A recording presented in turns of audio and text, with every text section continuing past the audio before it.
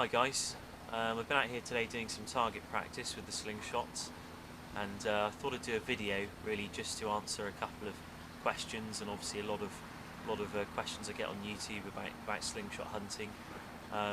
Just on the slingshots I use, the sort of the technical aspect of them I suppose, also different slingshots in terms of grips and how to aim and ammunition, bands. You know, I won't go into too much detail about them because obviously my experience is very limited. But yeah, I'll show you my take on it, and yeah, it might answer a couple of questions really. So I've got 3 slingshots there in front of me. This is the one you'll see the most on my videos. I'll just introduce them briefly, but I will go into more detail in a little while about them in terms of their design. But this is the Chief AJ HFX slingshot. This is probably the one that I'll use primarily when I'm hunting, and I'm the most accurate with. This is another one here that I got recently. This is made by a slingshot designer who has a shop on eBay. I believe he has his own website as well. Magpie.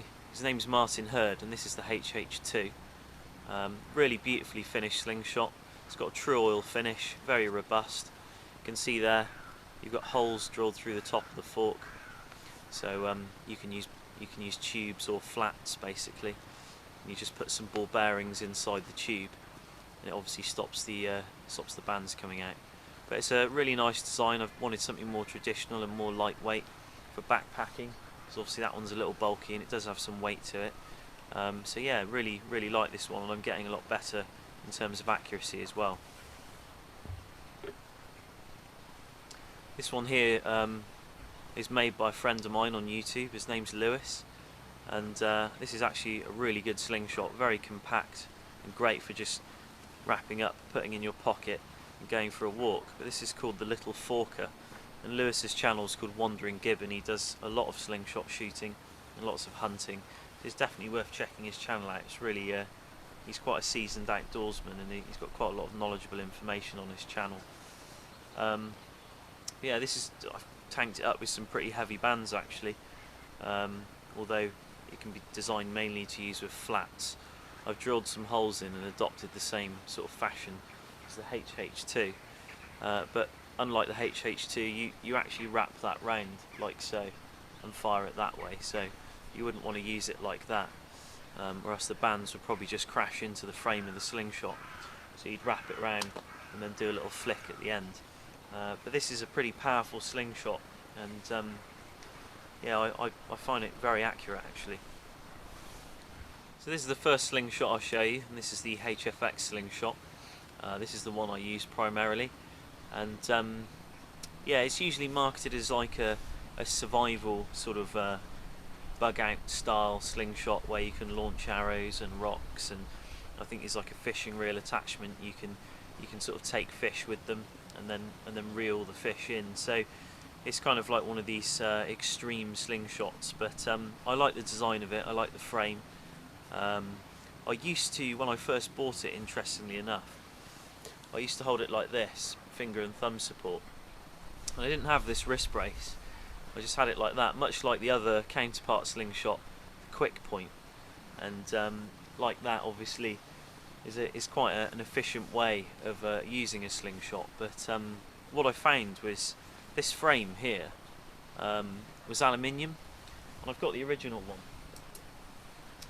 It uses exactly the same frame as the TrueMark S9, because obviously the slingshots that are marketed from Chief AJ are sort of in collaboration with TrueMark, I suppose. So a lot of the designs and a lot of the materials come from TrueMark. So this aluminium frame is about 6.5mm. When you use heavy bands with it, it's just started snowing quite a bit.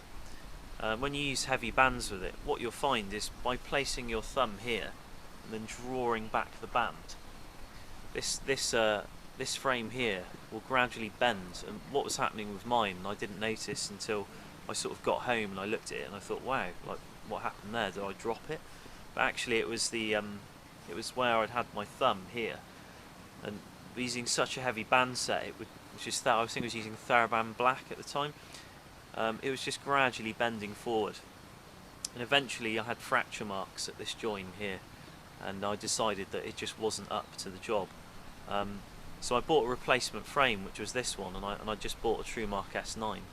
It was exactly the same frame, and I was thinking maybe I had an early model, maybe they actually are steel, but I just had like a very early model where it was aluminium. But no, they're all aluminium. They're all aluminium. The Quick Point, the HFX, all the TrueMark ones, it's an aluminium frame. So if you're going to use heavy bands, I'd suggest you scrap the aluminium frame. I mean, my answer to it was I bought the wrist brace. I thought, okay, well, if I buy the wrist brace, then I'm not putting my thumb here, and hopefully, you know, it won't bend anymore. Maybe that's why it's bending. You know, because the heavy bands are meant to go along with the wrist brace. But even with the wrist brace, as the bands would fly forward, from the force of the bands returning and contracting, the frame was bending again, but on both sides. So I was quite surprised actually, because I didn't expect that to happen. So I bought this replacement, as I said, and the same thing happened, although I have bent it back. But I managed to get some 6.5mm steel bars from B&Q, and I just got a blowtorch and heated up the joins and just made a steel frame. So this one was a little too small, so I actually took it off and decided to have another go at it. But as you can see there, on the HFX now, I actually have a slightly different frame. It's a little bit wider, but that's the steel one on there, and that's 6.5mm steel. And although it adds weight to the Slingshot, it kind of does it justice in a respect, because it does make it incredibly durable, and you can use heavy bands with it. So theoretically I could actually take off this wrist brace and use the finger and thumb support style of shooting without worrying of bending the forks, but because I've become so accustomed to the frame, I'm a much better shot with it now, so I have kept it on there. Yeah, it's a great slingshot, and with the heavy bands, it really does pack a punch as a hunting slingshot. Even if you hit you know, small game in a non-vital area with heavy ammo, you're more likely to bring it down. But as I say, that's just my methods. A lot of people out there don't favour heavy bands or heavy ammo. Obviously it add cost, and the heavy bands are obviously slower on their return, but with you want to sort of tax the rubber with heavy bands, so it gives it that trajectory, so it gives it that power. But a lot of people out there use kind of flat bands and 9mm lead, which is apparently quite a volatile combination, and so yeah, you may want to have a look at that as well. So this is the new slingshot I've got there. I do like this one actually. It's very lightweight but very robust, and you can actually hold it like this with a finger and thumb support style. You can actually draw it back like that, and you can also use it hammer grip style. So it does cater for, or cater I should say, for different shooting styles. But yeah, it's as I say, it's made by a chap called Martin Hurd. He does have an eBay shop, and he sells these for about £24, so they're not very expensive. And if you're looking for something that's a little more traditional and a little bit more on the sort of bushcraft side, then yeah, it's a really nice slingshot. But I had it with Thera Black at one point, and that was actually a very good band set to have it with, although it got damaged and broke, surprisingly. So I've got Dub Blue on there now, and that's probably better for 14mm lead. But yeah, very good slingshot. I would highly recommend them. They can be used with flat bands as well, as you can see, and he does supply them with flat bands. You just request what you want, and he hand makes them, and they arrive in about 4 days. But really nice true oil finish, so the weather is not gonna ruin it. So yeah, great slingshot, nice and lightweight. This one here, as I say, made by my friend Lewis. Again, it may look a little crude, but it's incredibly practical. But yeah, excellent slingshot really. I mean, I used to have a much lighter band set on it. I used to have Dankung 580 or 5080, sorry, on it, and yeah, I think it was a little bit more suited. This Thera Black is a little bit too heavy for it. As you can see, there's no sort of grip to grab there, so it tends to lean back quite a bit, and you have to really kind of bring that forward. So I have modified it slightly by drilling those holes just so I can put band sets on. And the nice thing about when you drill holes and you have bands is you can carry a length of spare band, but it allows you just to adjust the length of the band to whatever you like, really. So I carry 2 spare bands with me, whatever slingshot I bring out, and I always cut them slightly longer than they need to be. And that's just so that they can either cater for this style of slingshot or the HFX, where you've got a lot of the band on the fork. So obviously if I were putting it on this slingshot, not so much of the band would be used in the actual frame, and I could just cut the excess off. So this is quite a versatile slingshot, and I use this when I go for walks and just have it wrapped up in my pocket.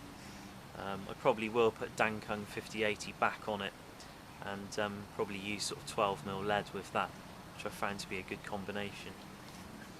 I stick to a few types of ammunition with my slingshots, and that's mainly just 14mm lead across the board, really. Whether it be any one of these, I just use 14mm lead, and when I'm practicing I just use 14mm lead.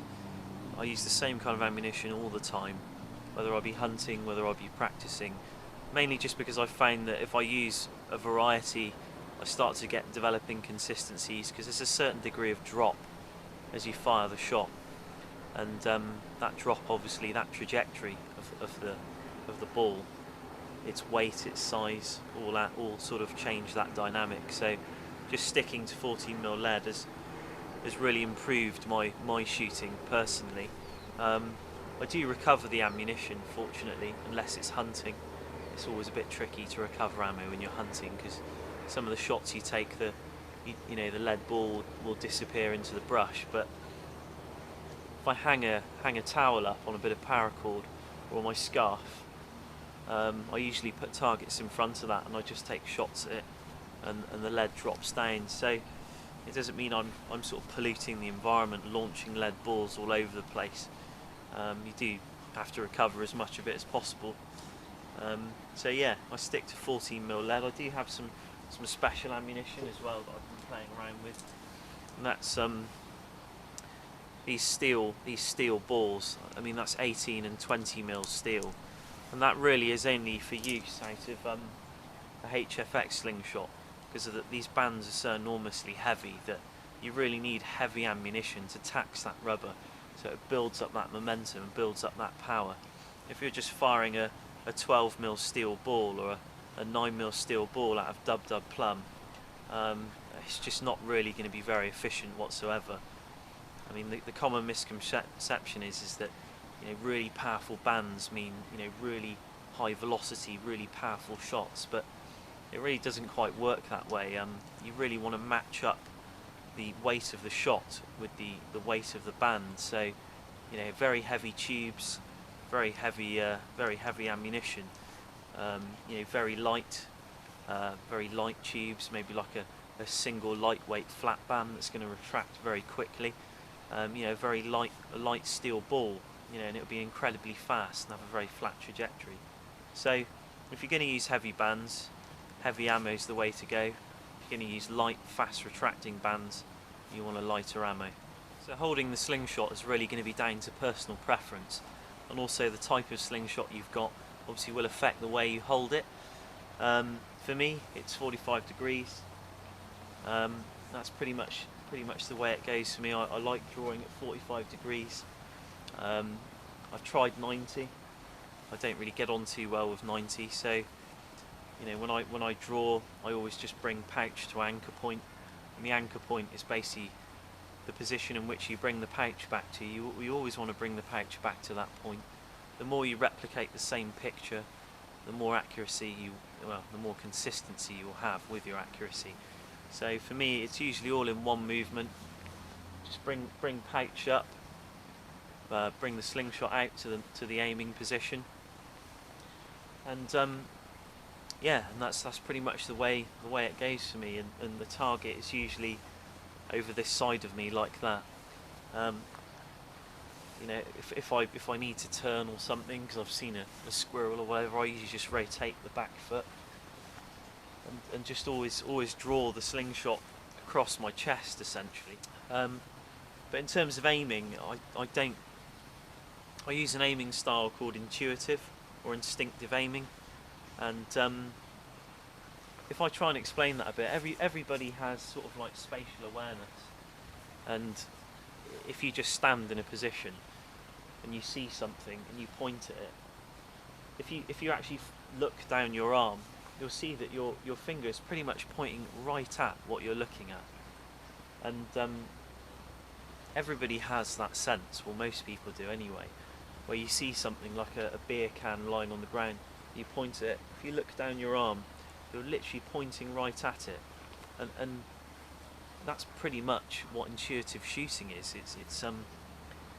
It's not sort of looking down the slingshot and aiming up and then letting go. It's basically a sort of shooting method that's favoured with hunting, because it is quite instinctive, and when you're hunting you need to be quite instinctive, because what you're aiming at generally doesn't want to be shot, and it's going to try and get away from you, or it's scared, or it might be on the move like a squirrel, and that instinctive sort of aiming method really comes into its own with hunting.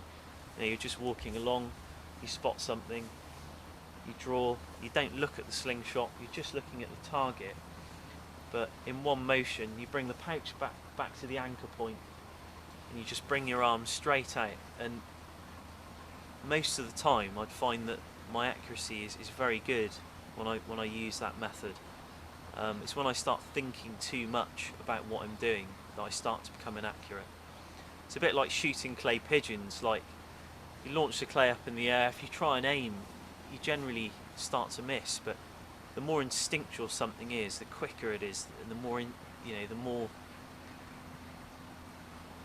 I'm trying to explain this the more it kicks in the back of your head, and the less you actually consciously think about it, the better it usually is. So yeah, I hope that makes sense. But yeah, I'll take a walk around in a minute, because there's quite a lot of trash around here, and I'll just shoot at a few targets that I'll walk around, I'll see a bottle, I'll take a shot at it, and I'll kind of just show you what I mean about that instinctive shooting. Obviously I'll set a few targets up too, just because I'll put them in the trees and stuff, and I'll walk about, and you can sort of see what I mean and get an idea about that aiming style. And you're not always going to hit the target, but I mean, you'll be very close to it. The more you do this, you'll start to miss within a, if you've got a dinner plate and you put it over that target, your shots will be zooming past the target, and yeah, you'll be very accurate.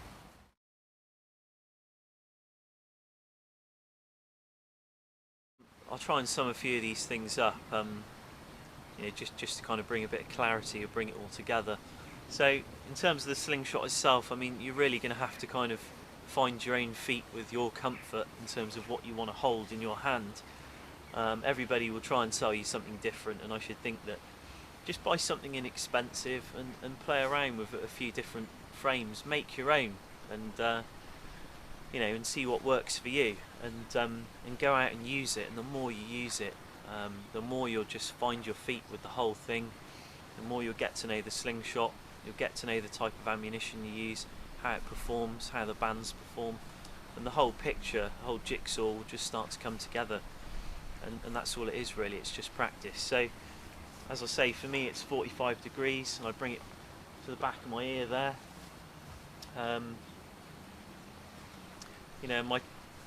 My target area really is just literally above the forks, although I don't sort of consciously look above the forks. I just look at the target and that intuitive aim. There's some mud down there, I don't know whether you can see it, but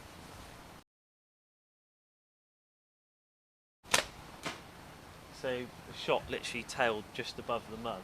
So just quite instinctive shots. You let your arm do the pointing, and as long as you bring your draw arm back to that anchor point, you're just replaying that picture again and again.